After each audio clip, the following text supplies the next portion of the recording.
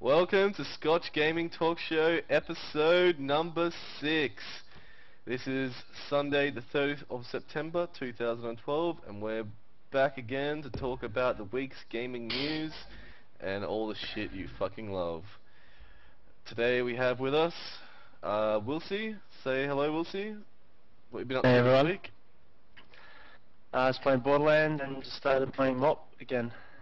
Nice. Again. MOP, for you casual listeners, is Mr. Pandaria or World of Warcraft. Next we have Shannon Miller. What have you been up to, mate? Not much. Playing quite a bit of Torchlight 2. Just got Mr. Pandaria the other, so I'll probably be getting into that quite soon. But otherwise, other than that, working. Very nice, very nice. Alright, Nick. Back again, third week. Yep. What have you been up to, mate? Selling loads of FIFA 13 this week, and playing a bit of Resident Evil 6, which broke street date. Something we can talk about later. Alright guys, you haven't seen him since episode 1. He's being a lazy fuck and hasn't come around, but you love him. He's our resident American, the one, the only, Chris Mayer, Dark Trance. Why the fuck don't I get something like that? Yeah, true. Because you're not as cool as you, man. You all know that. What have you been up to? Where the fuck have you been? Tell us some stories, mate. Fuck, man. I was in, traveling across the United States driving. I was in Texas for a little bit, seeing my girlfriend, and then I was at my grandfather's funeral in Cincinnati. Yeah. And, some sports games, you know. Got pretty drunk with my family. Had a good time. That's about it, though. Ever since then, I've just been playing fucking Mr. Pandaria. Well, we're glad to have you back, man. Been missing you in the show. Alright, so I guess we'll start off with the show now. First news topic of the week. PAX. Last week we talked about how we thought it might come to there were rumours that it might come to Brisbane. It has now been proven that's wrong, and told you, cunts. Told you. It has been proven that it's going to come to Melbourne. I was wrong, so I thought it was probably going to come to Sydney. But I guess you guys are happy because most of you guys are Melbourneites. So, who wants to take it away on this first thing? Well, first off, I just want to intro Nick because you forgot to intro him. So, say hello to Nick, everyone. No, you didn't. Totally remembered. You have short-term memory loss, my friend. Well, that's Chris Wilson's fault then, because he's the one that said. Really? I didn't know that. Yeah, no. All right. Well, I might as well sign off, sound off then with PAX to Melbourne. You're an idiot, Wilsey. I think you just wanted to put me up on the stream. But anyway, yeah, so PAX to Melbourne, pretty excited. Obviously me, Wilsey, Liam and Nick are all from Melbourne, so it's awesome to see it's coming to our state. Obviously it sucks for Kurt, but he might already be down here again anyway. But other than that, it's 4 days after my birthday, so he has to be here regardless, because that's just how it works. I'm super excited. I can't wait for it to be here. What about you guys? Alright, Nick, man, what do you think? Yep. Yeah, no, it's awesome. Like, I didn't see it coming. Obviously, we all put our money on Sydney. Can't wait. Any excuse for a gaming show? Like, it should be amazing. Plus, it's pretty big with all the other stuff, isn't it? The comics, which I'm really into. So yeah, no, I'm looking forward to it. It should be good. I think we'll definitely be going probably as a group. Oh, for sure. Like, lots of exciting stuff. Yeah, it should be awesome. PAX East, well, PAX Australia. Sorry, if you're watching, we do really want some press passes. We want to come. What we plan to do, either way, if we don't get press passes or anything, we will be taking a video camera. We'll see. I think you bought a new. Which I bought yesterday. We got a new one. We'll be going and taking videos and stuff like that, so you can look forward to that. Either way, whether we get press passes or not. I'm really looking forward to it. I'm definitely going down 100%. Doesn't matter where it is. I was always said I'm going to it, and it's close to Shan's birthday, so I'll just crash at his place. Fucking easy mode. And I'm just really looking forward to what's going to come out of it. Chris, you want to make the trip to Australia for PAX East? Oh, right. I've done enough traveling in the last fucking month for now. Alright. So that's pretty much what I just wanted to to update you all on what's happening with PAX. We're all very excited about it. So move on to the next thing. I believe this came out of DreamHack Valencia when they had. Do you remember what it's called, Shannon? When they had the get together esports federation meeting or something? I don't know the name of it, but it's just basically a forum where they talk about the current state of esports. Yeah, they had a DreamHack Valencia. One of the bigger things to come out of that, well, not really big, but they were talking about considering StarCraft multiplayer, not single player, to go free to play. I guess they're talking about this to maybe compete with like LoL and stuff like that, which is all free to play. What do you guys think about it? I know you, Shannon, Chris, you're both very big StarCraft players. Chris, what do you reckon about? What do you think about this? I mean, we'll see. Sorry. We'll see. StarCraft going free to play. Well, not the multiplayer being free to play. Not the multiplayer. No, the multiplayer, mate. Well, then I'm on the wrong thing then. The multiplayer. I think it's good. I mean, you know, there's so many big games like LoL and Dota 2, which are free to play, and why shouldn't StarCraft jump on that as well? You know, but I think they don't really know how to monetize it yet. So, I don't know. I'm excited to see what Shannon has to say about that. Alright, Shannon. We know you love StarCraft. Oh, I love it and hate it at the same time, my friends. I think it would be good for it as an esport. As an esport, as a viewer perspective, it'd be great. Like, obviously, you know, you'd have a bunch of people playing it. It would be good not to watch. It'd be good as a free-to-play game because they'd have way more people playing it. Sorry, I need to clarify that. It would be bad as an esport, however. I think that if you flooded the people with a lot of casual players, it'll really, I don't know, it would, for me personally, I think it would shake up the community a bit too much. You got a lot of casual players that play League. Yeah, sorry. But it hasn't hurt League of Legends or anything in the casual sort of place. What it has done is, in League of Legends, you have a huge player base, all playing the game, which means that's why it's probably the dominant game, because everyone's playing it, therefore they all want to watch it. But that's one thing. StarCraft, hardly anyone plays StarCraft, but it still has a relatively large player base. I'm with Kurt on this one. In that, I mean, like, I'm not a big PC gamer as it is, but yeah, I think it makes it more accessible to the casual gamer. I mean, a lot of people don't want to pay, like, to play it, obviously, and you know, I mean, it should be exposed to as many people as possible. It is a great game, regardless of the fact that I don't play it. I know just from what I've heard and what I've seen that it's an amazing game. But yeah, I mean, why not invite the casuals in? You can still have your hardcore, you know, gamers competitions, but it seems like such a close-knit community. Like, invite everybody in, I reckon. Like, good on Blizzard. Like, they make enough money. Why not? I'm just curious to see what they actually monetize, though. Like, it's one of those games where it's not like League of Legends. In League of Legends, you buy skins for your characters and you buy characters. Obviously, when you buy a character, it doesn't really matter because the metagame already fits those characters. Like, it's not like you're buying a character that if you didn't have, you wouldn't be good at the game. Whereas in StarCraft, you need the units in each side. Like, I just would wonder what they would do to make money if it was free to play. Like, well, that's a good question, Shannon. What do you think? Do you have any ideas on what they could do to monetize? Introduce heroes. That would be very that's a game-breaking thing, though. Like Warcraft 3, you know. Yeah, well, they had like those big heroes. The difference is, though, like, the multiplayer was built around that to begin with. If they were to introduce heroes now, they'd have to rewrite the game. I think the only way that you could really monetize it is if you maybe gave characters like the players the ability to, like, skin their team, or they could put their team colors on it. That'd be pretty cool.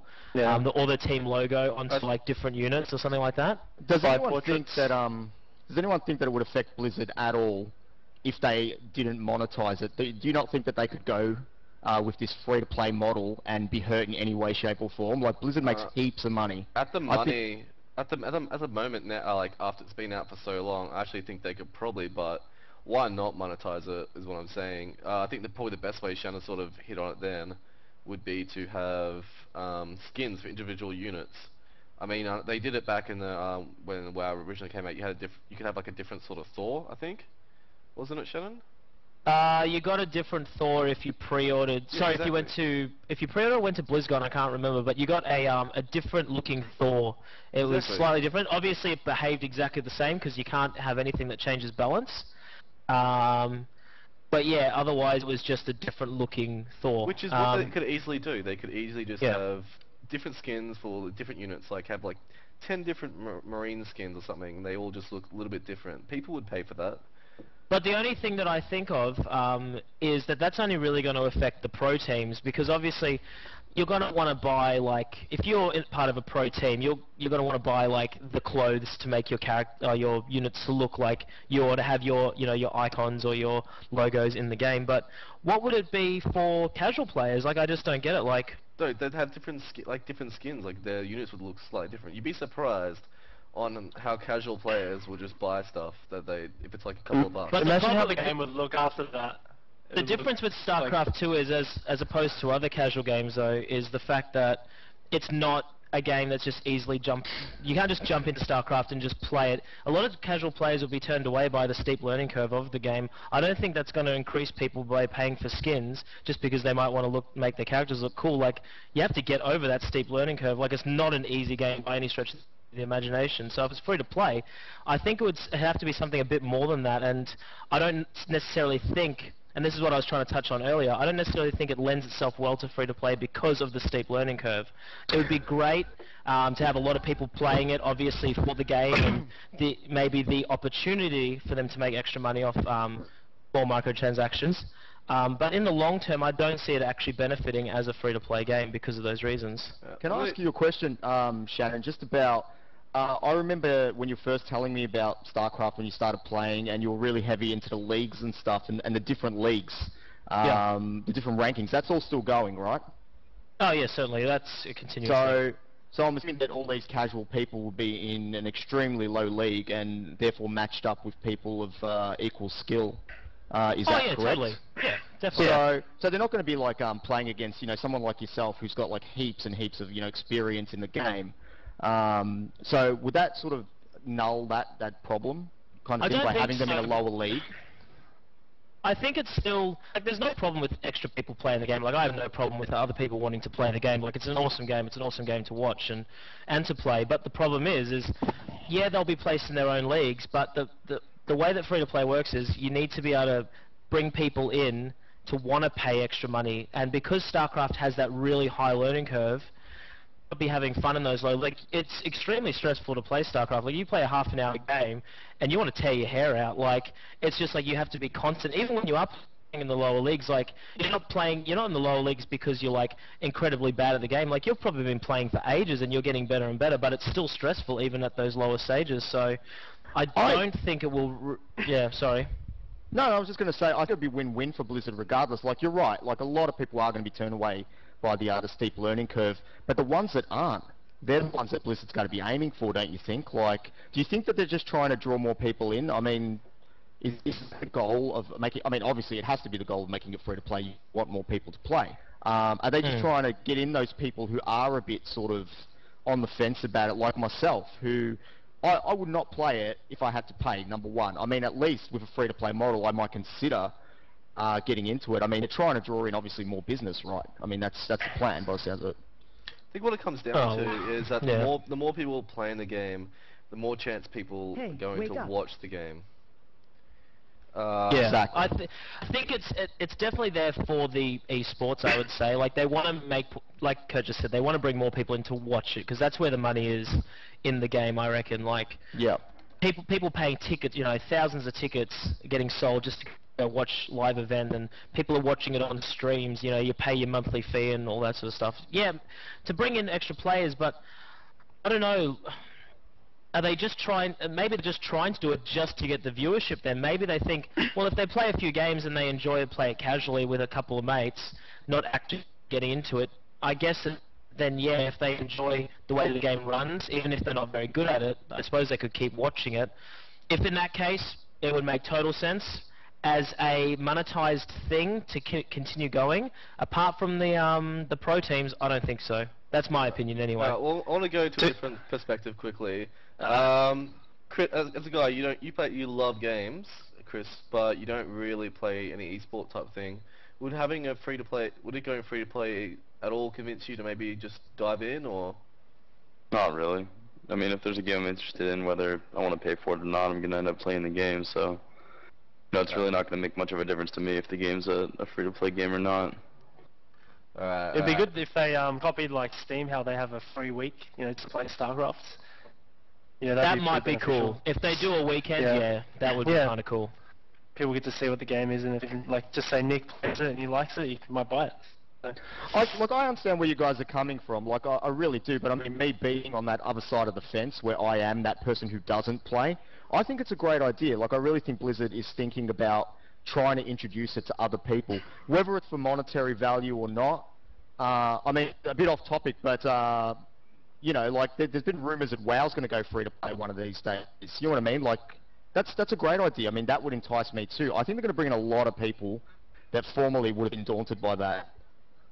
Alright, I think that's pretty much all we can say on that particular subject. Going on to a little bit of Wii U news. Fucking hard to say. Apparently, it came out that it's going to be region locked. Do you think region locking is still a good idea? Do you think they should be moving away from it? What do you reckon? I hate region locks. I really, really do. I mean, I understand what they're for to a degree. They obviously want people buying games in their own country, stimulating their own economy.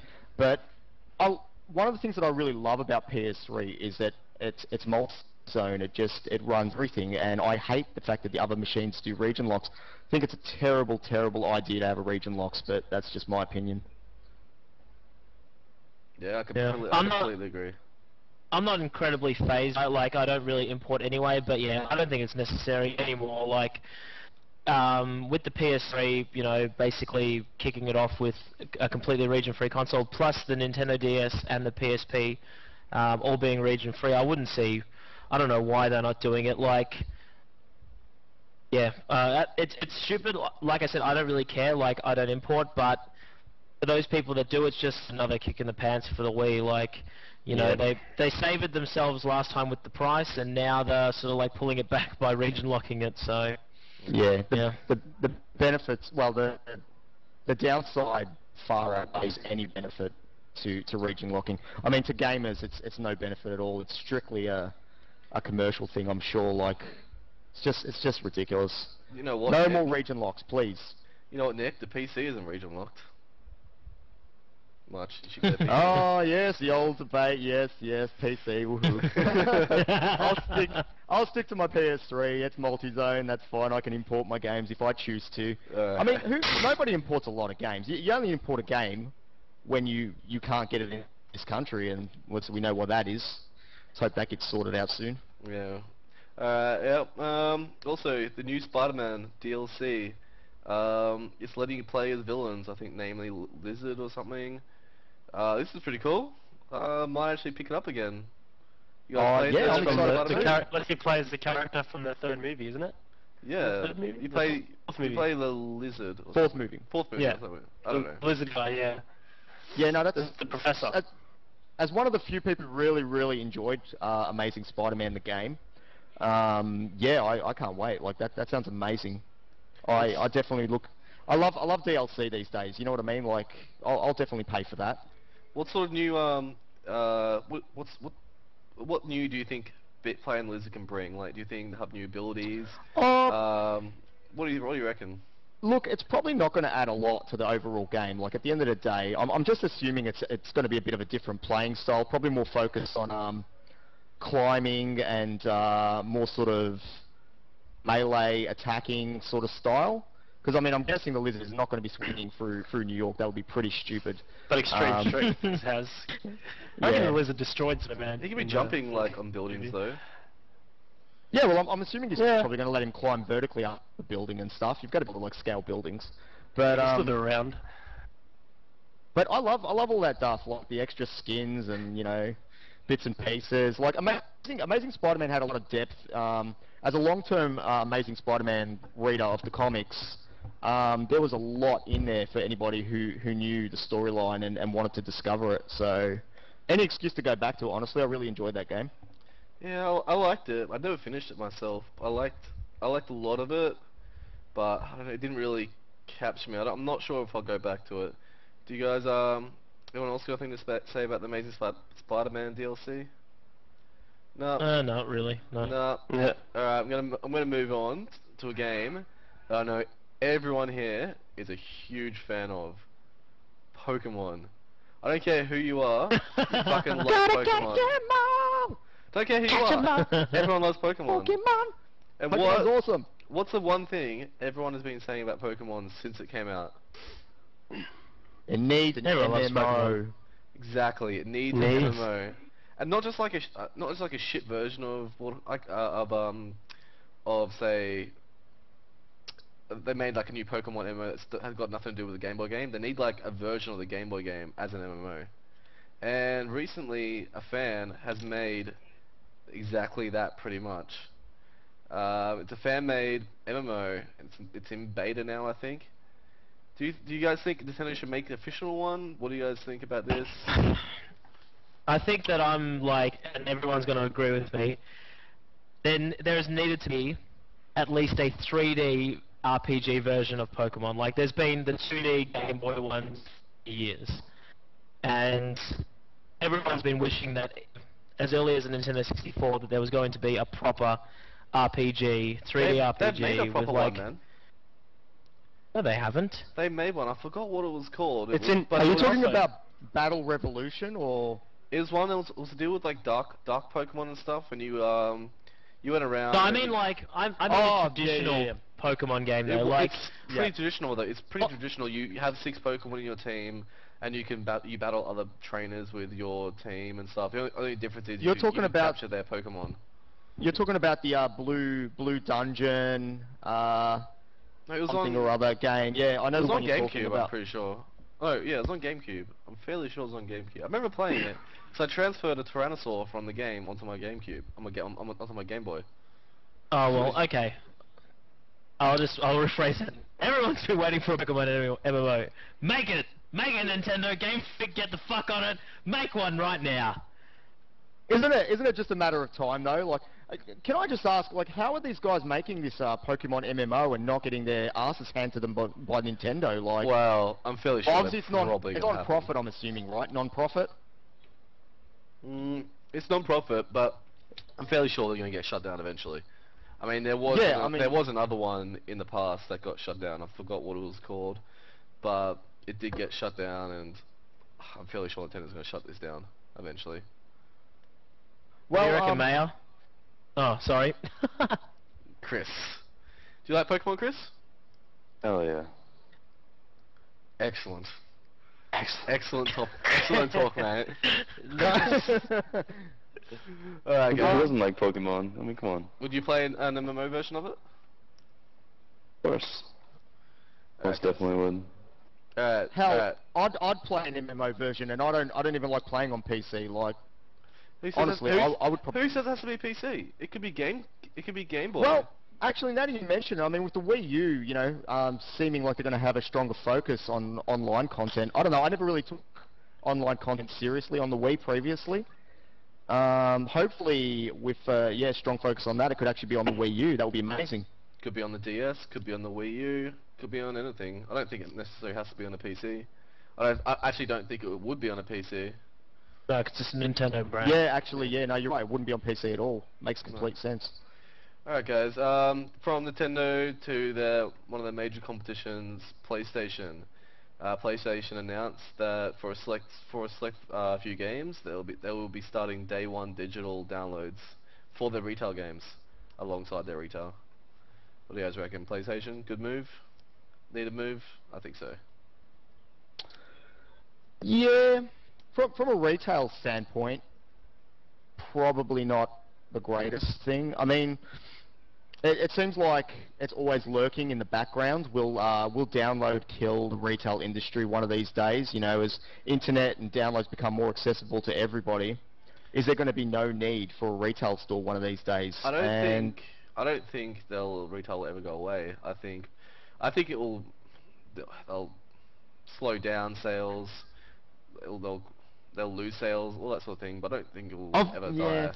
I know what you're saying, but I've always had that feeling that these big companies seem to always want to cut out the middleman. Like, you need people to sell your games, and at the end of the day, you know, cutting out the middleman is not good for anyone. Yeah, it's great, they get their money handed to them direct and it gets sent to the person's machine. But I mean, I always like to walk into a physical shop and deal with people and look at game covers and physically own my games. I don't want something on my hard drive that has no monetary value. It's just, you know, something there. You can't sell it. It has no value. You can't keep it. It doesn't increase and become rare, or you know, that's an interesting thought, mate. We'll go around the host and see who likes to actually have the game, or who prefers to just download. Start off with Chris. Download or go to a store and buy? For the most part, yeah, go Chris. We'll go Chris first.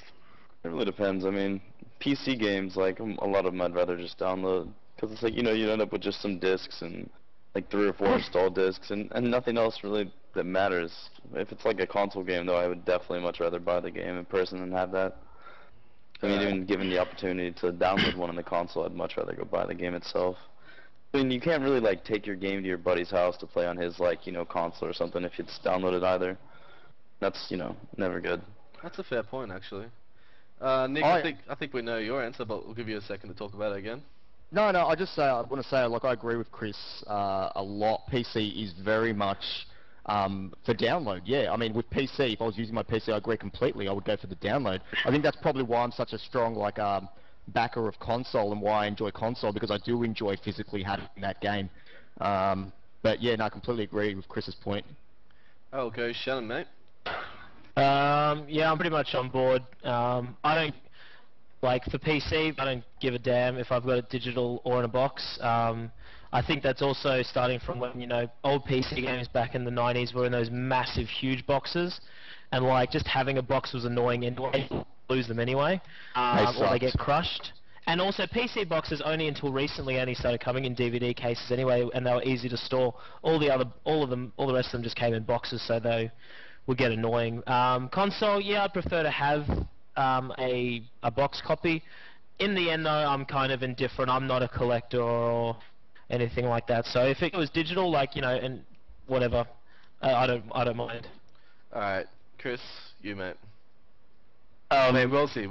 I keep forgetting because you're both. Well, I get the collector's edition and everything. Like, I love the big boxes and the, you know, when the Halo. I'm just kidding. I love buying down off the internet straight away because I think it's cheaper. You know, usually it's a cheaper option. It's quicker. I don't have to move much, and that's what gaming's all about. Not moving at all. Staying in one spot and playing that game. Well, hey, Kurt. Yeah. Kurt, can I add one last thing? Sure.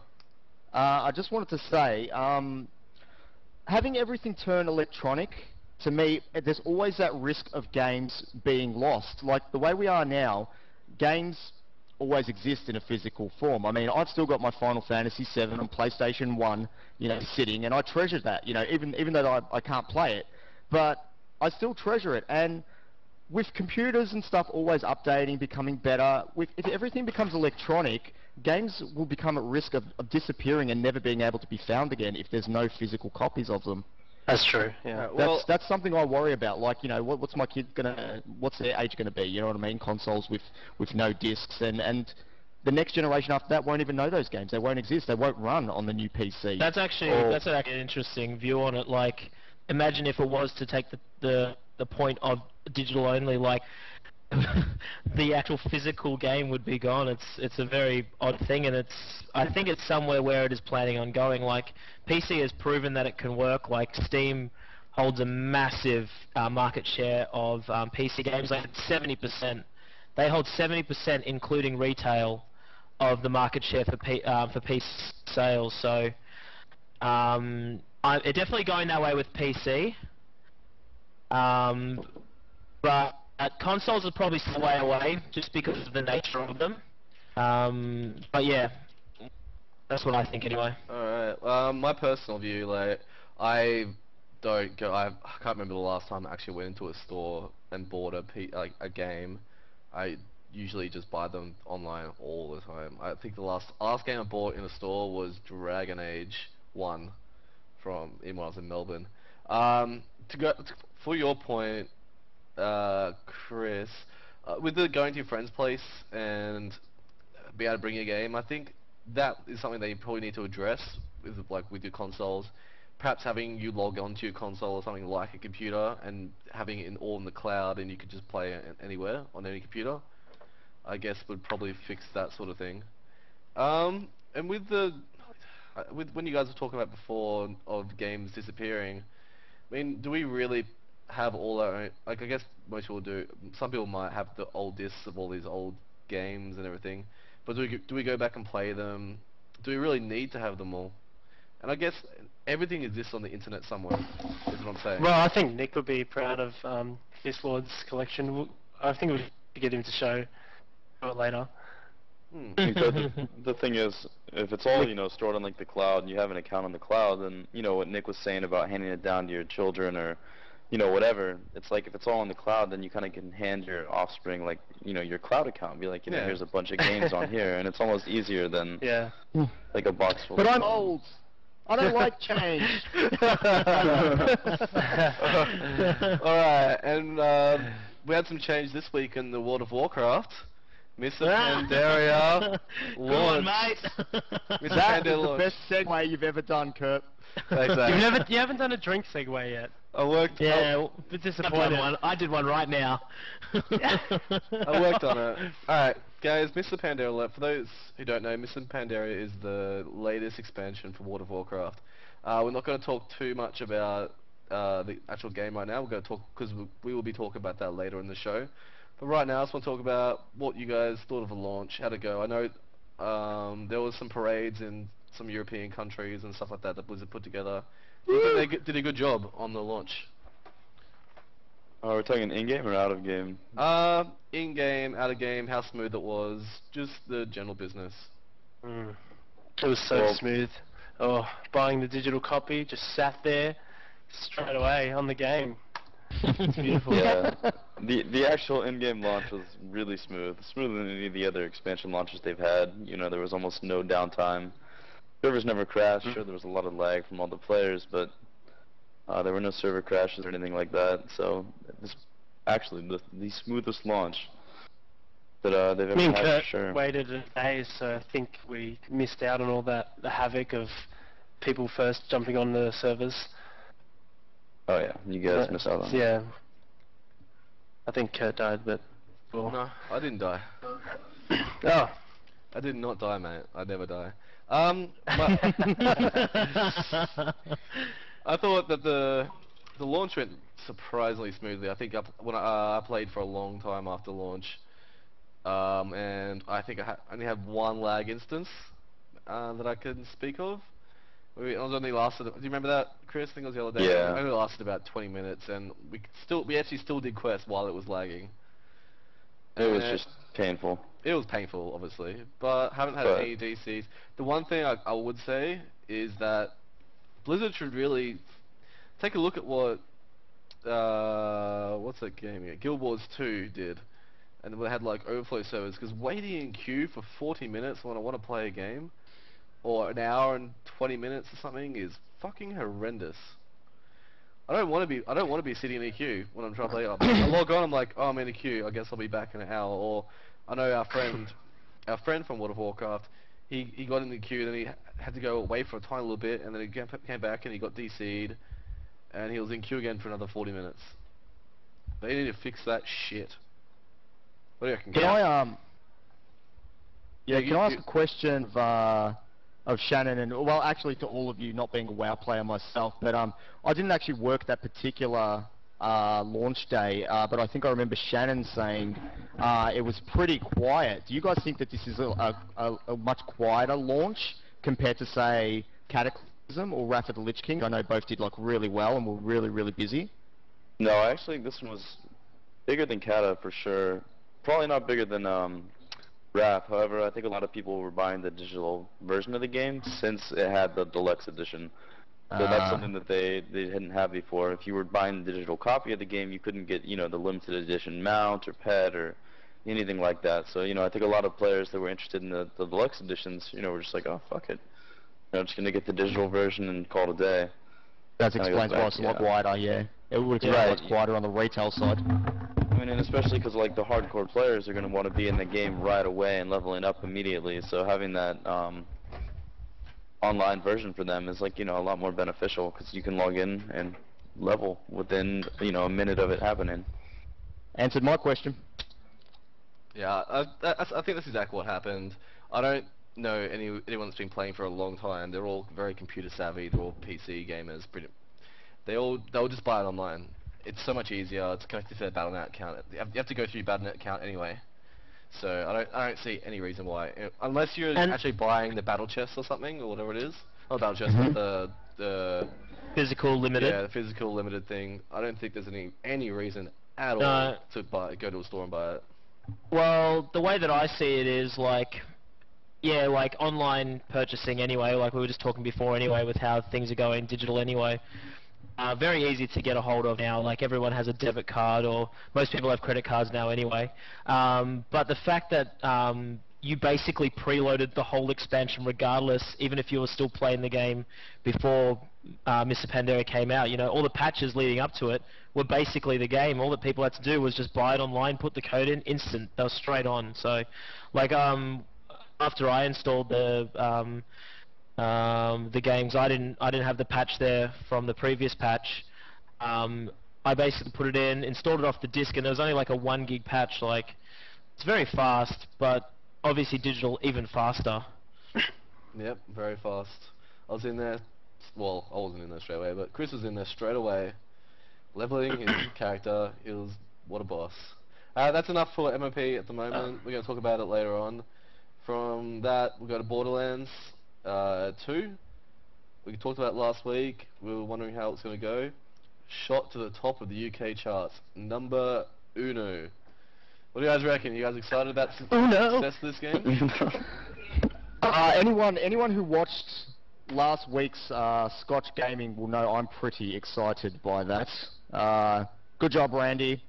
Awesome. I saw the picture. I saw the picture. It was a very excited picture.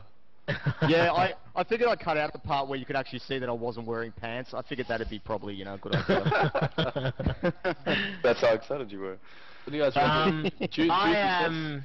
I am actually very happy. It's so hard nowadays for a game to reach a stardom level. When you've got like the Uber games like Call of Duty, and like World of Warcraft and Assassin's Creed, like you got these massive games that every year upon year just kick it straight out the park. And to actually see like a game that when it first came out was kind of the underdog, like nobody knew what it was, it had a crazy art style and it was stupidly over the top, to actually come back with a sequel and like dash the sequel out of the park, and then also to sell a bucket load of copies, that's awesome. Because there's so many games nowadays that just fall straight under the radar. It doesn't matter how good they are. Like the last one that I can think of was Kingdoms of Amalur. Like that game was awesome and deserves so much more credit than what it got, and sold nothing, you know. Sold 1.3 million copies though. Okay, compared to something like Call of Duty that sells 16 million in the first week, nothing like it. And to sell only 1.3 million over like a 6-month period, you know, it just doesn't cut it nowadays. Like, especially with how big the budgets are for games and how much they're supposed to return on them. Like, it's just so hard to make that game that just sells. And for 2K and Gearbox to do that is awesome. I think it's really cool. It just shows you that there are still games there that even though they're not expected to be, you know, the massive seller or the one that's on top, to still sell. And I'm not sure if you guys knew, but that was 2K's, I think, third highest pre-ordered game of its entirety, and the only ones that beat it were San Andreas and GTA 4, which is a massive thing. Like, for that to beat all the other games that 2K comes out with, that's a really cool thing. So I'm super happy for them. Yeah, you. Alright, I'm very happy for them as well. Alright, I don't know much about sports games, but apparently EA cancelled NBA Live 13 this week. They did. What the fuck? They did. Well, it all comes off the back foot of NBA 2K. A couple of years ago, back in 2011, well, which was actually 2010 because that's when they released the next year's game. 2K, who also just did Borderlands, brought out NBA 2K11, and it absolutely crushed any other basketball game that was played before then or made before then. I should know, I played it. I'm not a sports game fan at all, but just purely from the hype and how everyone said that this is like an exceptional game, I played it. For a gaming standpoint, like, it was a fantastic game. Like, regardless of even if you don't like sports, the amount of effort that they put into those games, like the amount of content, the fact that when you're listening to commentary, it's almost like they're speaking for like the whole game, and you never hear anything repeated. It's just phenomenal, the amount of work that they put into it, and you guys should actually check it out. Even if you're not into basketball or sports games, it's actually pretty phenomenal. And when they did that, Elite 11, which was the new name for NBA Live, they basically saw the game that year and said, you know what, we need to pull it back and concentrate our development time a little bit more to beat 2K11. They eventually ended up canning that, and they skipped 2012. NBA 2K12 came out, once again, even improved on 11. Yep. And I think that, EA are just a bit starstruck by how exceptionally well 2K is doing with their basketball game. Yeah. 2K12 was rumoured to be not only the best basketball game, but the best sports game, I believe. Yeah, was something a lot of people were saying, and I mean, yeah, they were right to pull out with Live. I think Live needs to just sort of disappear. It seems like 2K's got a stranglehold on the sports games right now. They really do. Yeah, definitely. Good on them. Good on them for like releasing such an awesome game. Yeah, EA already has the market share for like FIFA and stuff like that. I think that they should stick to FIFA and Madden and stuff like that. Like they always bring them games out, and are pretty much the best of those sports. But I think it's time for them to finally let NBA Live go. Like, it's been going for years. Yeah, it might suck for them, but 2K is definitely trumping them. Definitely. Well, like Shannon said, it got cancelled last year, coming up against the back of NBA 2K12. So this would be the second time then. Is that correct? Yes, that's right. Yep. So I mean, look, if they're, they clearly need to just give up. If they're going to cancel the game twice, like two different versions of it, then they'd be stupid to try for a third. That's all I can say. What do you think, Chris? Like, you obviously these sports are American sports. Like, do you hear anything of this like back home, or like is it all Madden where you are? It's mostly all Madden where I am here, but I mean at the same time I don't pay a lot of attention to a lot of sports games anymore. Yeah. No, so fair for enough. a while, like, I think I have a couple for original Xbox sitting back there in my stack of games, but and they were fantastic to play. Let me see what game it is. Hold on. Just a quick note, if you guys are wondering what the reconnecting and connecting sound was on the stream, my fucking mouse and keyboard died in the middle of the No! podcast. Damn. So I had to like run on the back and like connect them and stuff like that. So That's all good, man. We carried the stream for you. Don't worry, buddy. Yeah, I was like, what the fuck's happening? Why can't I use my mouse? It sucks obviously for EA, no doubt about it. Like, but I think they've got plenty of money. I think they have plenty of money. Oh, I feel so bad for you, EA. Oh no! What are you going to do with that mountain of money now? It's not going to be as high as you wanted. Boo-hoo. Yeah, no, I think they should leave it to 2K. They're bringing the big guns. They make the sick sport games, well, the sick basketball game, I should say. Yeah, I mean, they've only got basketball. They do only have basketball. They have tried the other sports and just they've never been good at them. So give them basketball. Give them basketball, EA. Come on, we've done this twice in a row with our streams. Even Ubisoft, I mean, eBay. Come up with a reason to sue them. That'll be better. Alright. Alright, we'll see. I got one for you, mate. Are you prepared? No! Are you ready? Alright, DayZ standalone game is set to hit before the end of the year, which is not far away at all. That What do you sounds reckon? good. I What like do you reckon? I like that. I like the sound of that. Well, we've just started getting into MOP again. I mean, WoW, and I don't know. I'm sort of disappointed how DayZ started off, and I don't think I'd go back to it. No? To tell you the truth. If it was... Unless I hear impressions that the the login to the game is smooth and clean, and the gameplay is not buggy, and it actually gets better, then yeah, sure, I'll give it a look. It's kind of an interesting thing because like it's obviously born out of a mod for what's the game called again? Arma 2. Arma 2. And you know, I've tried it as well. Like I didn't pay for it. I was using Kurt's Steam account.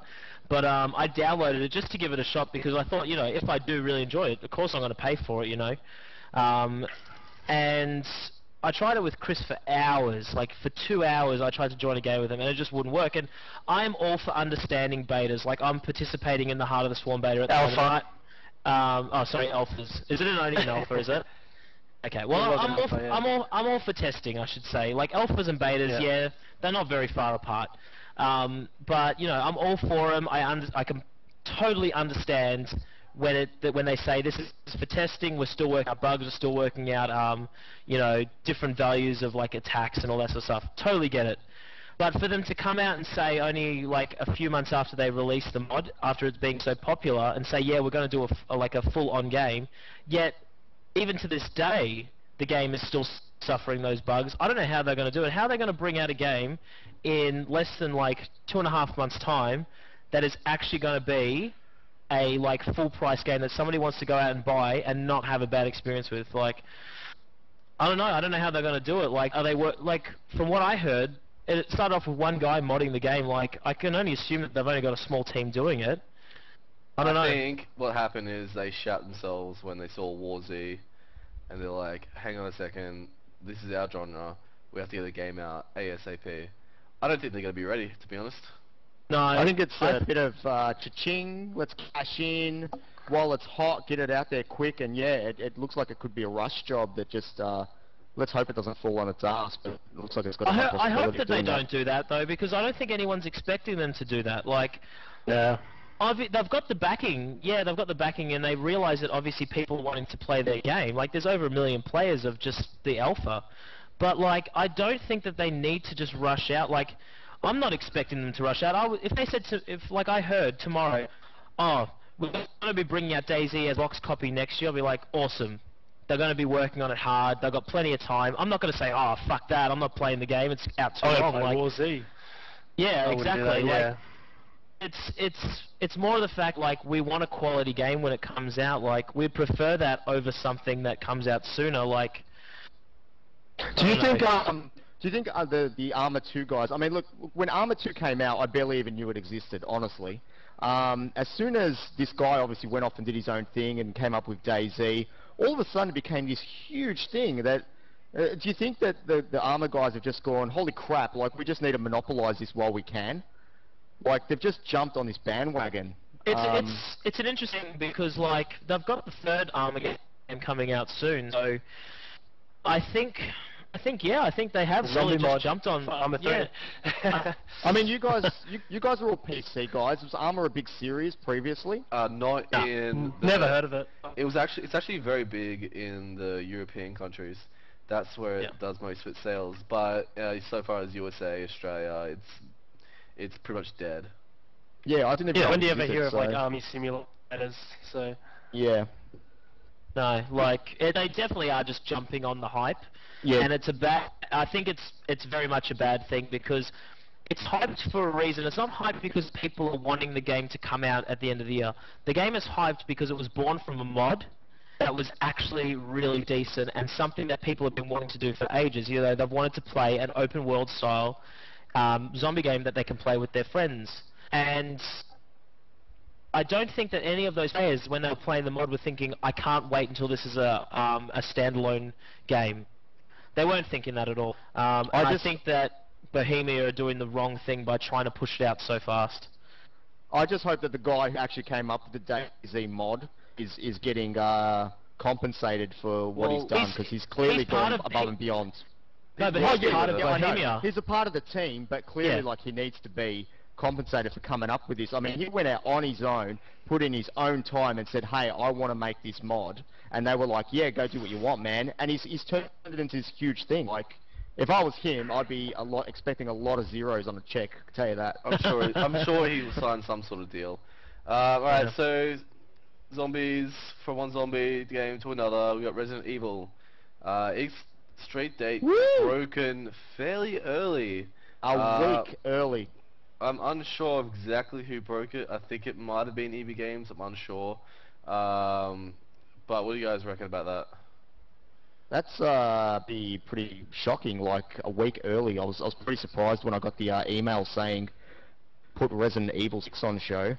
I'm not sure what to say about the street date break.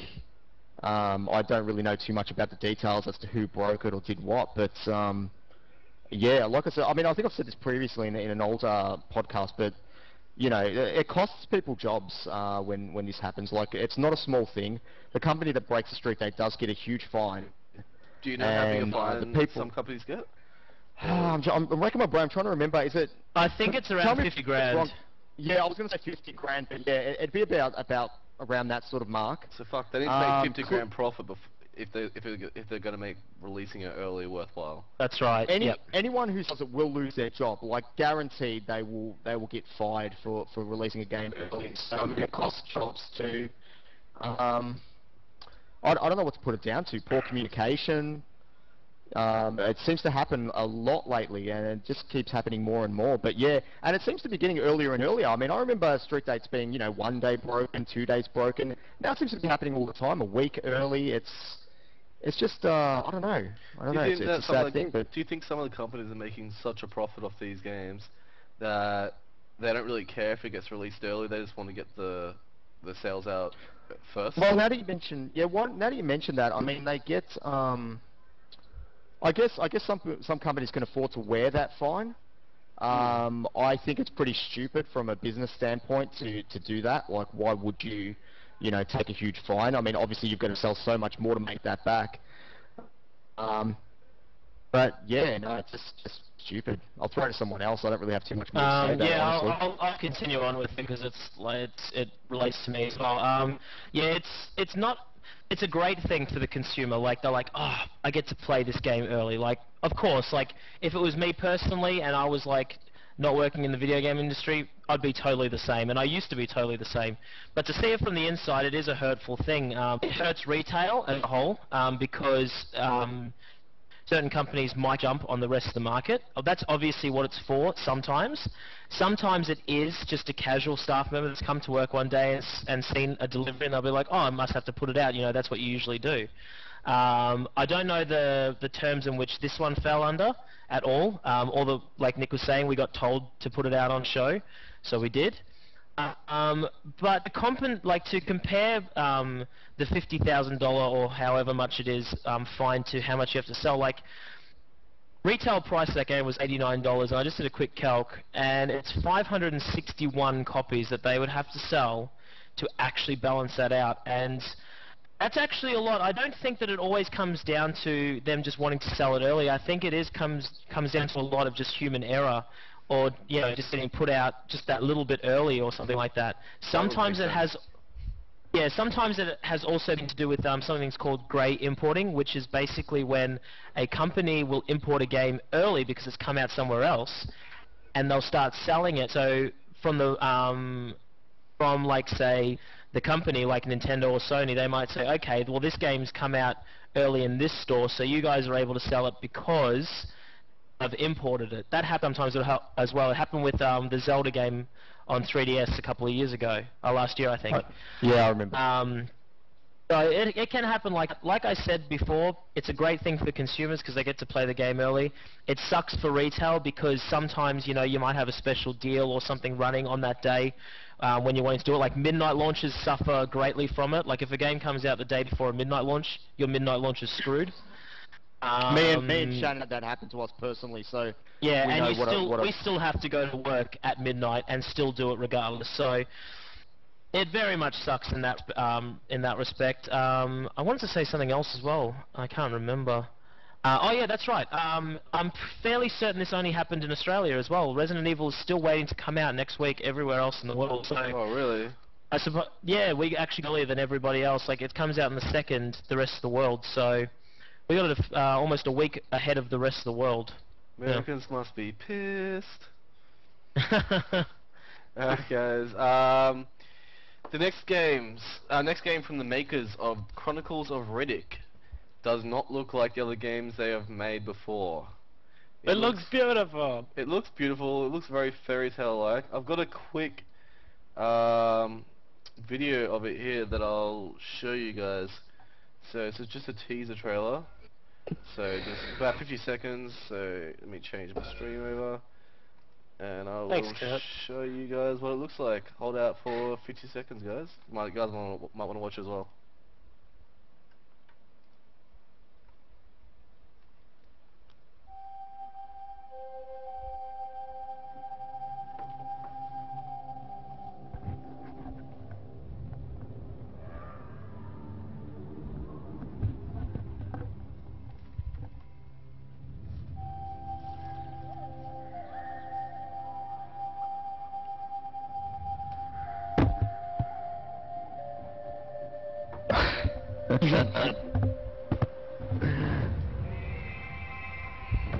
Patience, this lord.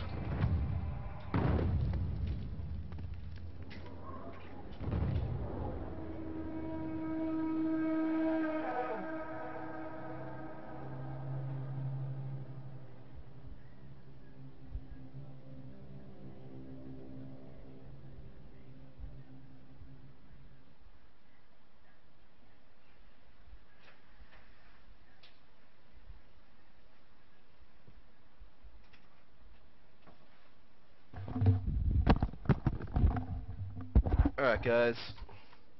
What do you think? Looked awesome. Yeah? It looked pretty badass. Looked great.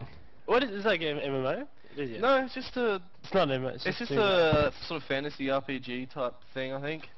I saw it was labeled in Friendly the troll. Xbox Live Arcade, not as a normal game. So is that going to be a full game? I'm unsure. Bit of an indie title. I think it would be a full game though, because it looks quite well done. Unreal Engine. I don't think I'll ever play it. Really? Does anyone wanna... Yeah, I'm kind of Wilsey on this one. Does anyone want to hazard? Does anyone want to hazard a guess as to what this game's going to be rated? Are we thinking PG, M? Well, it's about some brothers. How about G? You reckon G? About some brothers. Mm. Yeah. Well, I mean, going from Chronicles of Riddick, which I loved, to this, I don't know. I mean, I understand, game companies got to make different games for different genres and stuff. I don't know if it's my cup of tea, though.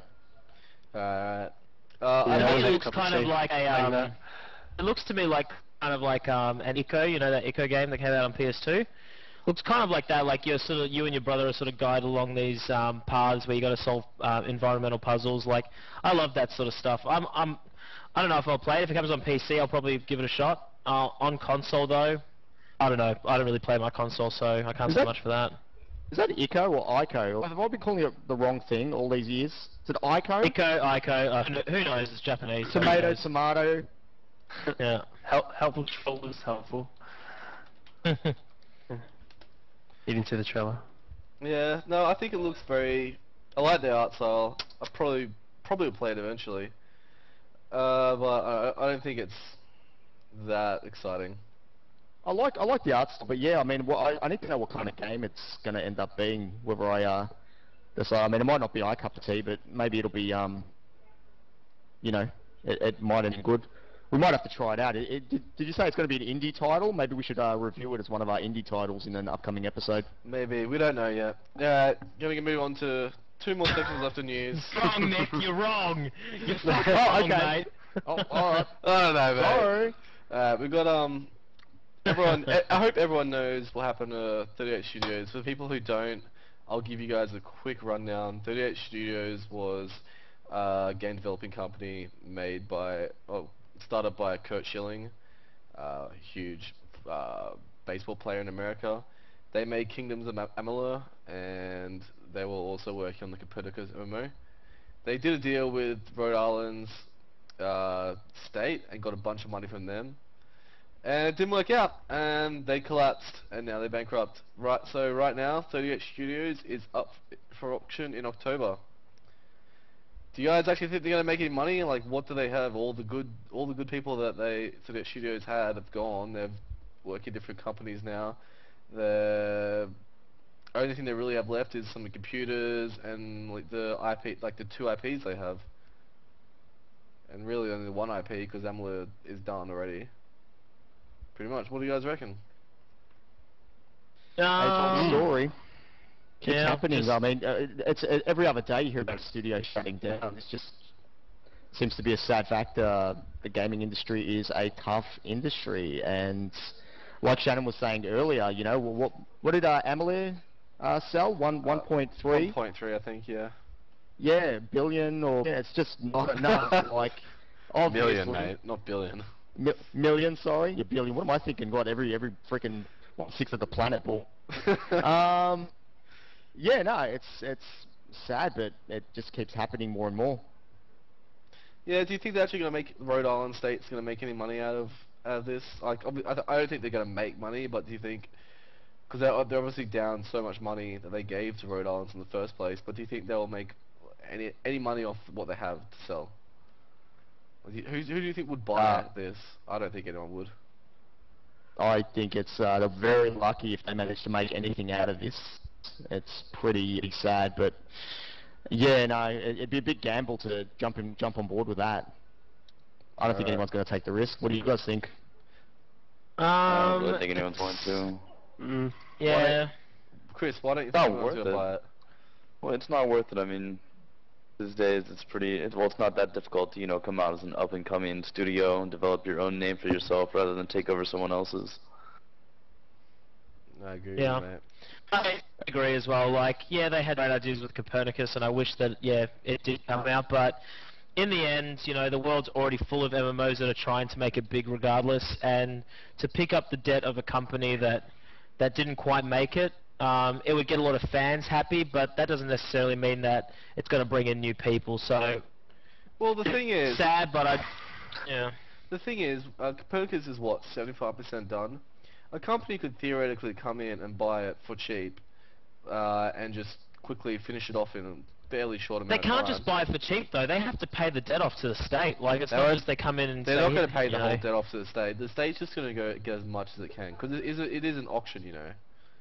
Oh, it's an auction. Okay, well, okay, that's fair enough. But I don't know if it's going to be worth it for people. Maybe people want to pick up the name, you know, 38 Studios. They might consider finishing Copernicus, but they're not picking up 38 Studios' name. They're picking up the IPs and stuff like that, the computers.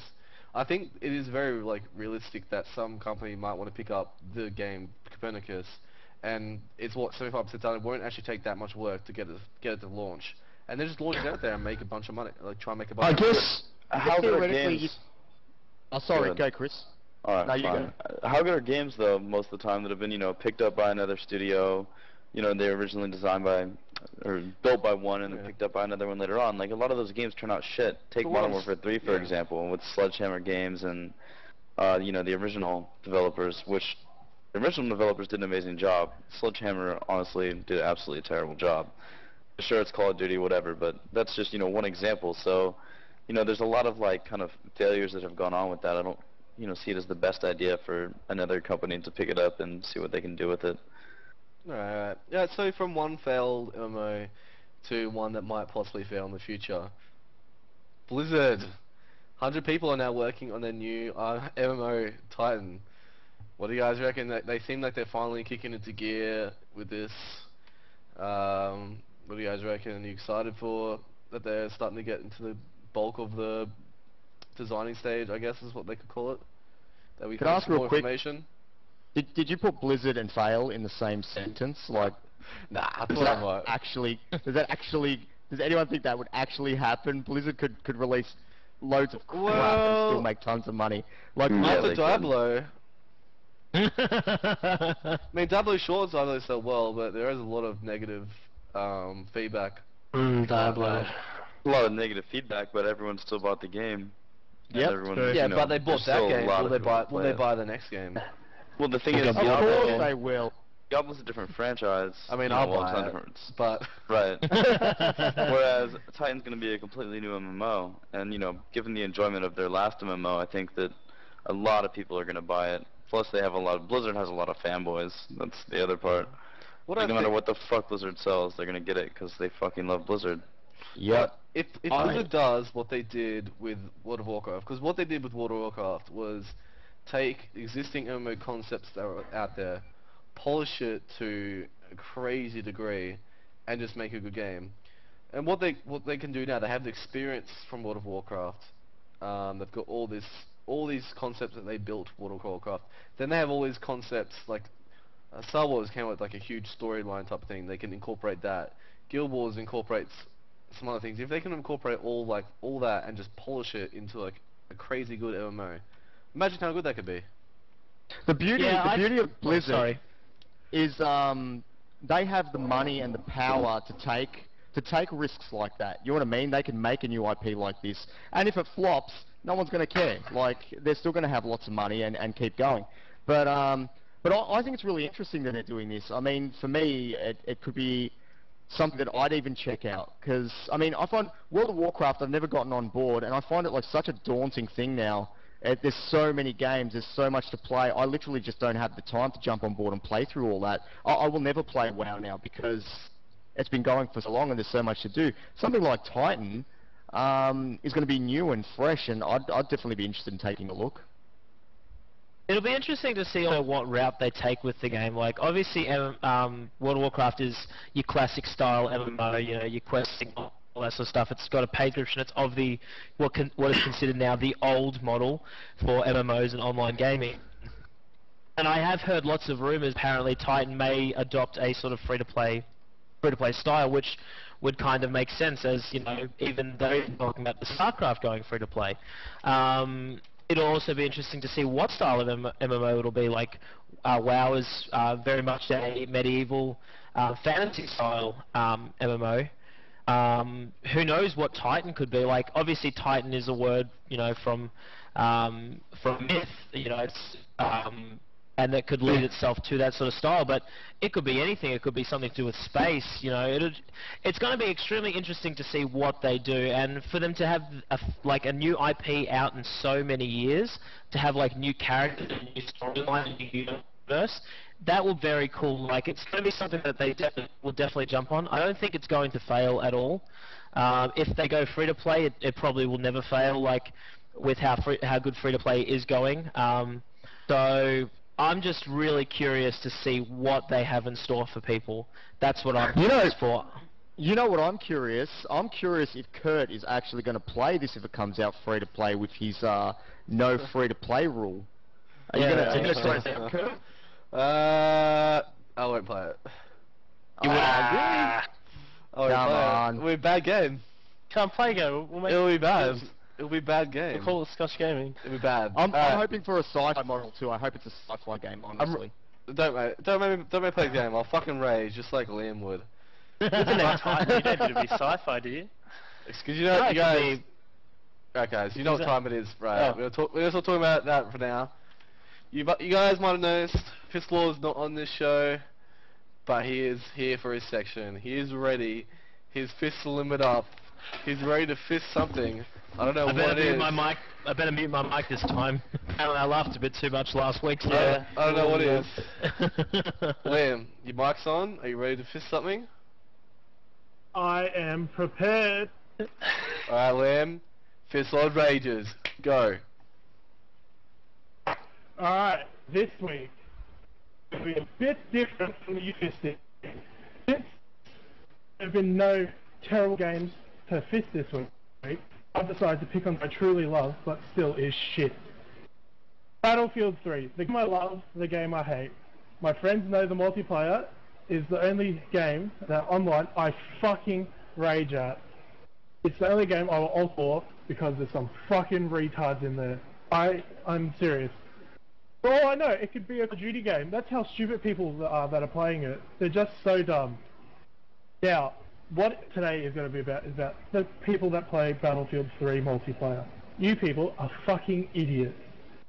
You want to play Battlefield 3. It is a team-based game. Why do you not act like a team? Just take for instance, I was playing this week. I was playing a close quarters match. I died. One of my team can heal for. I go to him in chat. He ran straight past me. I just asked him, can you give me a heal? He's like, no, I don't heal. I go, why the fuck do you have a defibrillator if you do not want to heal people, you dumb fucking cunt? Like, oh, it's just because it's there. Well, change it to something else. Don't play Battlefield. Go play fucking Call of the Wanker for all I care. Fuck. Next. This is the worst one of all. I'm playing, I shoot someone. As you do in an online game. I shoot someone, I get the point. Then they come from behind me and knife me in the back. And just so you know, knifing, whoop-de-doo, I get knifed in the back. But the thing that fucking annoyed me the most was that he started running, and my teammate ran right next to him, like they were best buddies. Didn't even bother shooting him. I go, why didn't you shoot him? He's like, oh, he's my friend. I go join his fucking team. Not let him kill me, you dumb shit. But no, the Call of Duty players, Battlefield people, please, let's get a petition or something to kick these fucking losers out.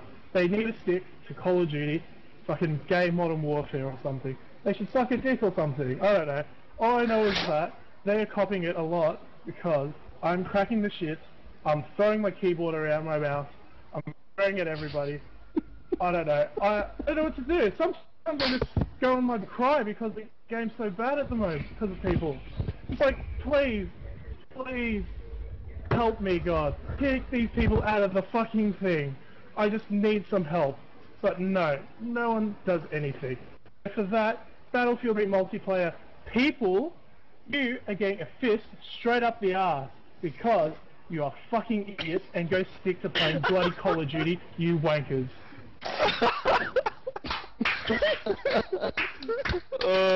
Fistin! That was... Fistin, fucker! That was hilarious. Oh, fuck! Alright. Thanks, Liam. Right, you can go back to the rage-induced land in which you exist. We'll move on to the next segment. Thanks very much, Liam. That was Liam. Fist something. Fist the game. That was great. Alright, guys. From that, we move on to our impressions section of the show. Torchlight 2. We talked a little bit about last week. We're going to talk about it today. Love the game. Sharon, do you love the game?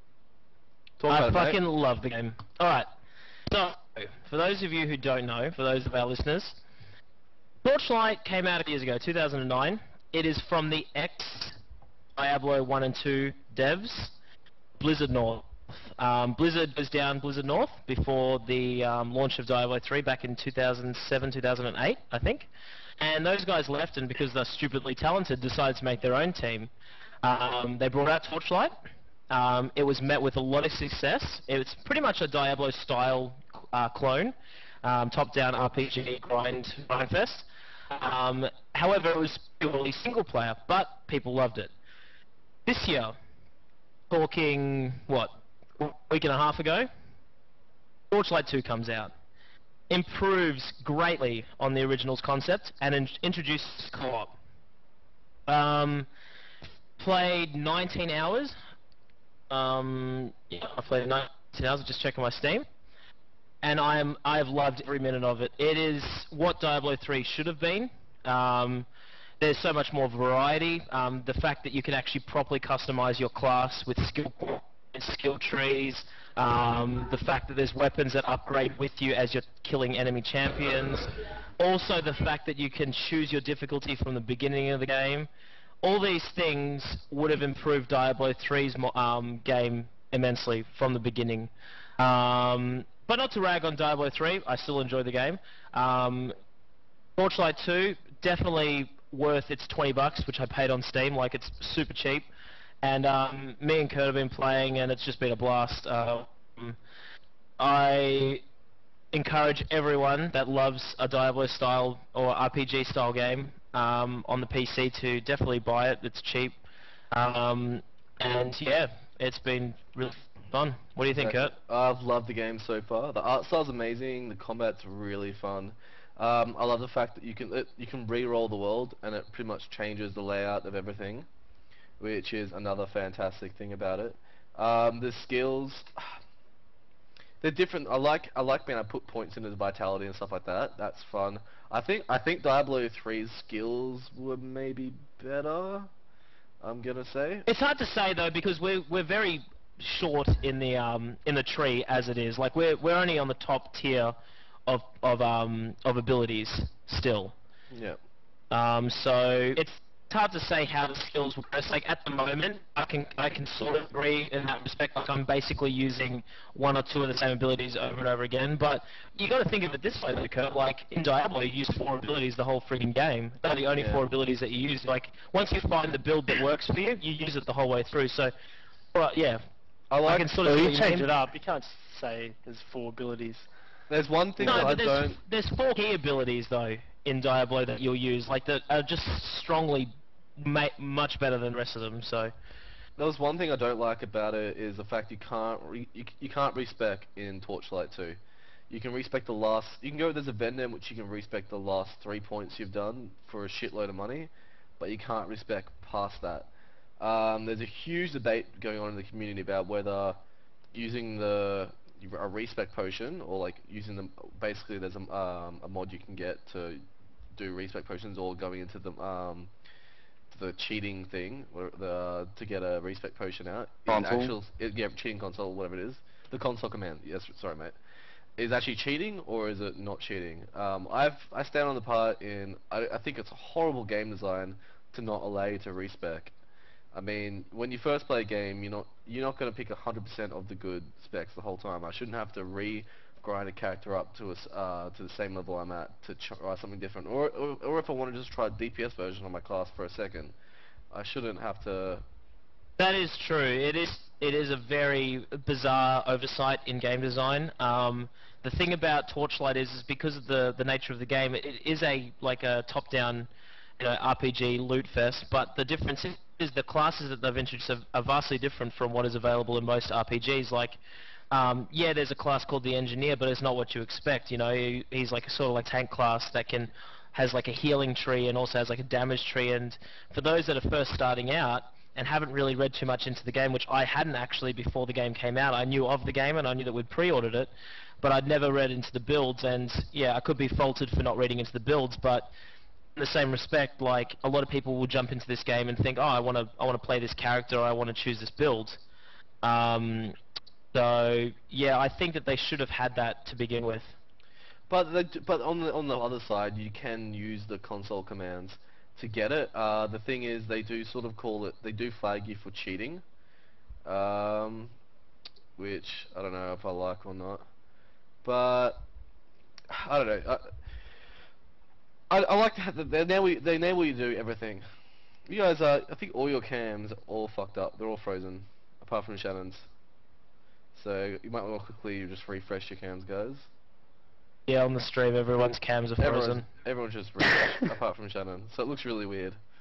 You got Nick just staring at the camera like, face. It's hilarious.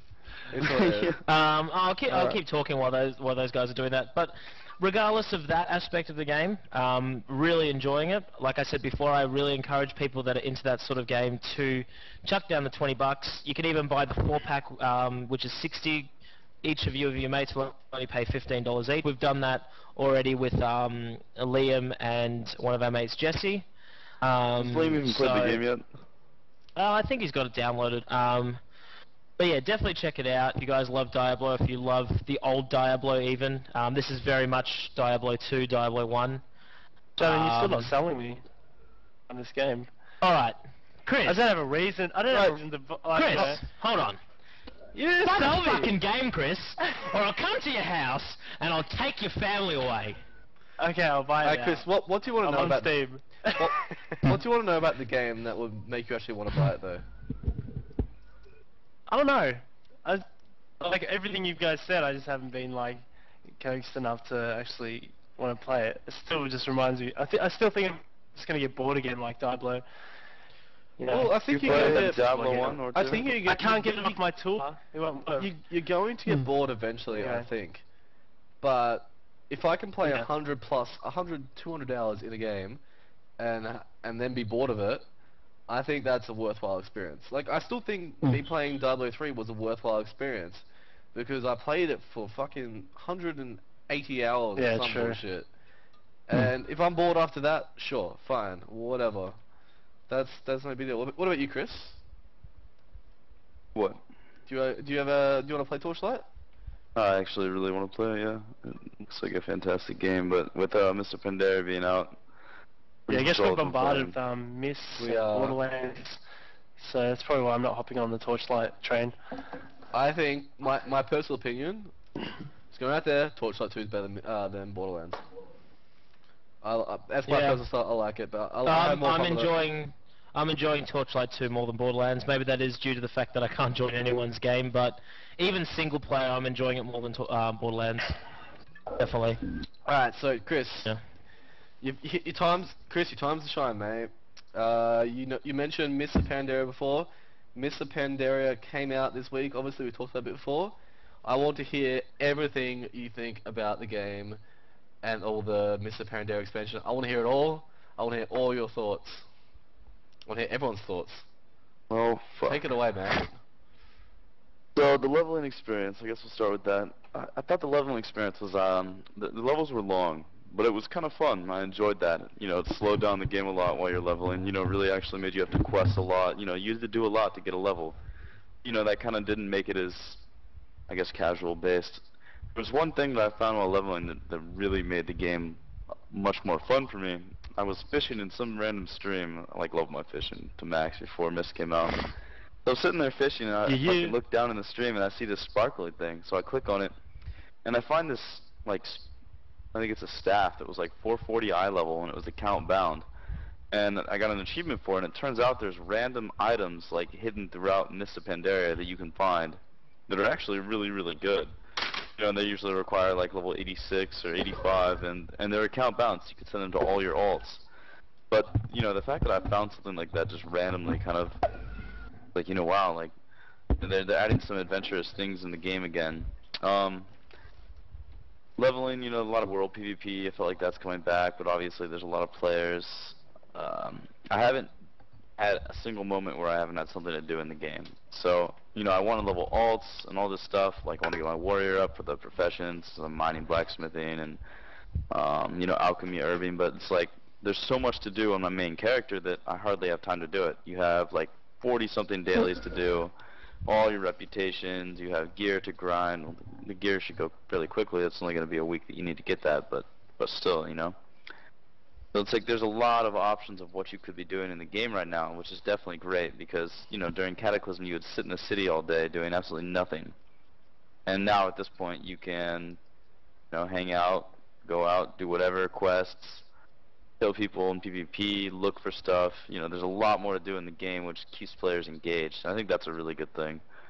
So, you know, I haven't really done much PvP yet, which is something I'm huge on, but at this point I've been spending a lot more time with the PvE side of things and getting geared. I'll have to get back to you guys and tell you how that's going as well in a little bit, but yeah, I mean, right now I'm sitting here leveling my warrior because it was late and I was just kind of tired. I had pretty much everything done, but not quite everything, and then there was still more that I could do. So basically I think the game is moving in a really good direction. Kind of feeling a lot more like BC. The only problem I really have, I guess, is that there are no normal dungeons at 80 or 90. They are all heroic, and the heroics are very easy. So they're tuned like normal dungeons. So there's challenge modes then that are for, you know, the new heroics, I guess, but it's a little disappointing to see how easy the dungeons to get your, you know, your gear for raids are. I feel like they're just face roll. I'd have to agree with most of what you said, mate. I was gonna say, I did a 24-hour stream. Started at 85, went 24 hours straight, made it to 89. Actually had a lot of fun doing it. It was really enjoyable. The questing was really fun. Chris, you might want to fix up your camera. You're frozen again. But apart from the one reason I'm wanting to play this game again is for challenge modes. That's short 10-man raiding and stuff like that is gonna be fun. But challenge mode is probably the most thing I'm interested in. I don't know what else to say. I was just going to give some I was going to give some feedback if you guys continue. Obviously, I haven't played the game very much at all. I basically did the first quest, which was kind of leading me towards going to Pandaria. But from the outset, I absolutely hate, and I mean this, I absolutely hate the new decision to choose talents without a skill tree. I don't like it. Yeah. It wasn't very cool in Diablo. It worked in Diablo, got away with it because of the nature of the game. It wasn't an MMO.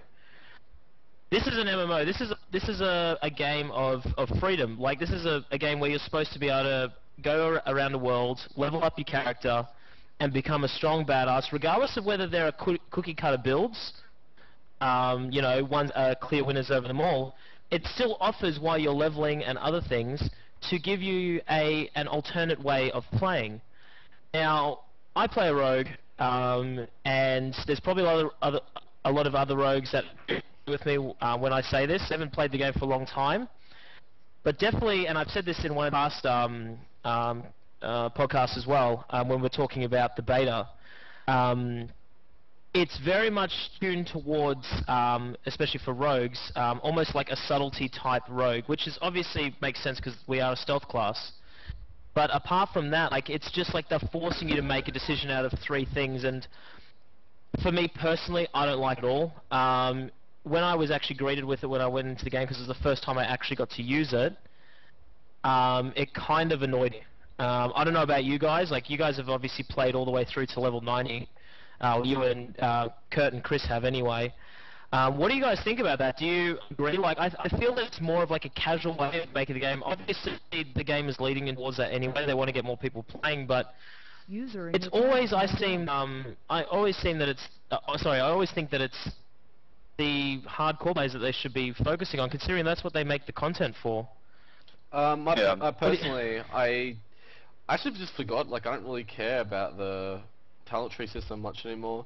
Like, I thought it would have a big deal and not every level not being able to choose something, but in the end I just didn't care. I hit 90 and I pretty much almost forgot that I had to put a point into something, and when I hit 90 I was like, oh fuck, I've got something to do now. Yeah, but I suppose that also comes down to the fact that, like, you didn't have a choice before then. The question that I'm trying to ask is, like, do you think that it hurts the way the game is? Like, the level, like, I think it's boring, man. Like, that is a very boring and very, like, easy way of, like, dodging the whole cookie cutter build thing. But, like, people are going to still do that. Like, there's still going to be cookie cutter builds. Like, they were trying to avoid that. It's not going to do it at all. It's just going to make it even more like it. You got 3 fucking abilities per level. Like, you're going to pick the best one for leveling. You're going to pick the best one for damage. You're going to pick the best one for PvP. That's all you're going to do. Like, where is the variety anymore? In an MMO game, you're never going to be able to get rid of a cookie cutter build, though, because there's always going to be something that's better, and there's no way to avoid it. So, you know, I don't understand why they changed the talents and said, oh, this is our reason, because, you know, they make games.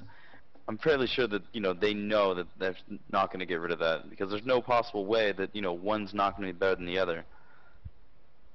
Yeah, I don't like it. Alright, but all in all, though, I think the Mr. Pandera is going in the right direction. I love the leveling experience. It was super fun, even though I was half dead for half of it, because I've been awake for like 36 hours. I know. Chris may have played for like. Chris, you played for 6 hours. You did nothing. Yeah, You're an idiot. I played for 7 hours and like it just and it just constantly, what did you like about it? You know, it's just the same thing over and over. Like, I don't know. I guess it's how we like sort of constantly doing the instances. Like, it bored me. Yeah. I don't know. Maybe I'm just over the whole WoW thing. Who knows? Maybe. Alright, guys, you're moving on out of that. Going to our new segment again. We're going on to our new segment. Indie game review. We're going to talk about Faster Than Light FTL today. Anyone seen anything about it? Anyone played it? Anyone seen it? I've seen it. What do you think, mate? Well, I watched something on live stream on Twitch the other day because we were talking about how we're going to finish this game today. Hold a second, Shannon. Your mic is screwing up hella bad. Hello. Yeah. I'll quickly talk for a second. I watched a little bit on Twitch. Obviously, I've heard about it. See, it looks like a game. You're on a spaceship, and you're like the overlord of the spaceship. You have all your people that work around different positions, and you basically control the spaceship. You just move around space. It's warping to different sectors, and you have encounters. You might encounter like another ship that you have to fight, and all this time you have people chasing you, so you can only stay in one place for a certain amount of time. And the whole game, it's when you die, the game over. You have to start again from the start. But it's basically seeing how long you can stay alive for, and seeing how well you micromanage your units and all that sort of thing. And it looks really fun. What do you reckon, Shannon? Hopefully Mike's fixed. Is it better now? It is, thank you very much. Alright, cool. Yeah, like I said, I watched a guy playing it on Twitch the other day, and it looks interesting. Like, it's a very sort of User in your channel timed out. like sort of slow pace-ish kind of like RTS / strategy / I don't know. Like, it's a very interesting game. It's very different from a lot of games that I've seen. It reminds me very much of like an old school game that would have been on the PC years ago. Kind of maybe even like XCOM, the original XCOM. Obviously not entirely like it, but a lot of things remind me of those style of games. Even like the old Syndicate games and stuff like that. Just that whole micromanaging a small team, even though it's within a spaceship, it's not on a massive land space. From the server. It is a very interesting looking game, and I really want to give it a shot. Yeah, that's pretty much what I got to say. Awesome. Yeah, just saying that, you want to give it a try. I think everyone wants to give it a try. And bring it to that, Scotch Gaming is having its first giveaway / competition. We talked about it last week. Scotch Gaming has procured 2 copies of Faster Than Light, the game we were just talking about. We're having a small competition. It is super easy to take part in. All you have to do is go www.facebook.com/Scotch Gaming Podcast. It's at the top of the stream. You'll be able to see it there. Within the hour, or fairly soon. By the time you listen to this on the podcast, anyway, we're going to have a post up on the Facebook wall. All you'll have to do is have. Sorry about that. All you have to do is like the game. Like the post. You have to like our Scotch Gaming Podcast page. Then you'll have to share the posts that we make, and that will enter you into the competition. If for the people who are watching the podcast, when you share it, if you type in above cupcake, you will get 3 entries into the competition. So anyone else that's not watching this podcast will only get 1 entry. If you're watching the podcast and you type in cupcake when you're sharing it, you will get 3 entries. 4 people will randomly choose the winner by the next podcast, and all you need to have is a Steam account. If you have a Steam account, I can give you. I will then gift you the game. So it's 2 copies to give away. Make sure you go to our Facebook page, and you'll be able to join the competition. What do you guys think? I might as well just, sounds awesome, but I might as well mention something else while we're talking about it. There will be a break between this episode and episode 7. A bunch of us are going to be away, and we'll probably explain that in the shoutouts anyway, but, so you guys have got 2 weeks to enter. So, you know, share the page with Cupcake, like Kurt said. And yeah, I can't wait to give some copies away. I might add something to Shannon's edition, and that is definitely come back in 2 weeks, because I am, after this show, packing my bags and flying to the EB Games Expo in Sydney. I forgot all about that. Sorry. No, that's cool. It's cool. I'm looking forward to playing a lot of awesome games and getting lots of awesome news, and really excited to get my first hands-on with a Wii U. So hopefully I'll be one of the first people to actually be able to tell you what it's like to use a Wii U, what are the pros, what are the cons. Anyone who's watched previously might know I've been a bit negative about the old Nintendo HD console, but I'm hoping a bit of hands-on will change my mind. So tune back in 2 weeks, and I'll give you my my opinion on that one. Alright, awesome. Alright guys, anyone else got anything to say about the show so far? Anyone else got any more extra additions? Alright, awesome. Let's go to our shoutouts. We'll go around the table, starting with Wilsey, Shannon, Chris, then Nick. Is Wilsey even here? Who's going first? I think Wilsey's gone, man. I think Wilsey's his He's dropped out. His computer's being retarded, so he's dropped out. We'll start off with Shannon then. Alright, yeah, so I mentioned before, first shout out obviously goes to my band, My Favorite Episode. You can like us on www.facebook.com/myfavoriteepisode. Favorite is spelt the traditional English way, Australian and English way.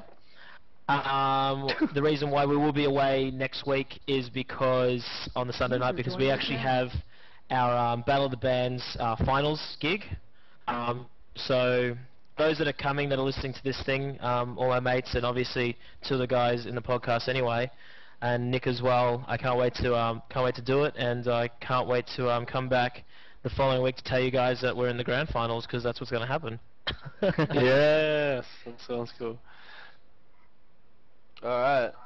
Sorry, we'll go Wilsey, mate. You got cut out. You've screwed up the whole show. I don't know. Like my internet got cut. My brother downloaded it. So You fucked the whole show, mate. Yeah, I'm so sorry about that. The ending there. We doing sign-offs? Yeah. Yep. Yeah, mate. I've been Wilsey, aka Hammy, in the Scotch Game Facebook. You'll see me post some funny things sometimes, and yeah, like our band on Facebook. I'm pretty sure it's already been said. Certainly has. Right on. Alright, Nick, all yours, mate. Yeah, all I want to say is thanks for watching, guys. Keep reading Game Guy in Game Informer magazine, and talk to me at Nick Abs Comics. That's with an X on the end, not CS. If you want to give me any feedback, comic, or just talk to me about anything in general. Thanks for watching, guys. See you later. Alright, Chris, Black Cinch, awesome dude, Mayor. Get on it, mate. What's your shout out? That guy's fucking tired, and look at him. Yeah, I'm fucking exhausted. Pretty much, if anyone plays WoW, I guess you guys want to hang out with some cool guys and, come play with us. We play on Kill Jaden US. Guild's called Scotch Gaming. We're planning on doing some raiding. Yeah. Two actual different groups, one on Saturday night for Australians, and then we're having another 2 nights a week, US guys or whoever. So if anyone's interested in that, come hang out with us. And I do a WoW stream too. It's Twitch, whatever, fucking /Black Cinch. So check it out if you want to watch some WoW stuff. Fucking smooth, mate. Fucking smooth. Alright, guys. Once again, I wanted to say, join the competition. Win a free game. It's really easy to do. I'd win it if I wasn't actually hosting the competition myself. I'm gonna rig it, by the way, guys. I'm kidding. No, dude. I want to thank you all. I want to thank you all for tuning in to this week's episode. It's been episode 6. We're having a really good time doing this. Hope you guys are having a really good time listening to it as well. You can reach us and send us any emails, questions. If you want something answered, we'll do it on the show. Email us at scotchgaming@hotmail.com, or you can reach us on our Twitter account on @scotchgaming. And if you want to message me as well, you can go www.twitch.tv/Krazak. You should also follow me, because I'm always doing some random streaming or anything. Hopefully you do that. I'll be back again, obviously not next week as Shannon said, but in 2 weeks we'll be back with episode 7. We will see you later.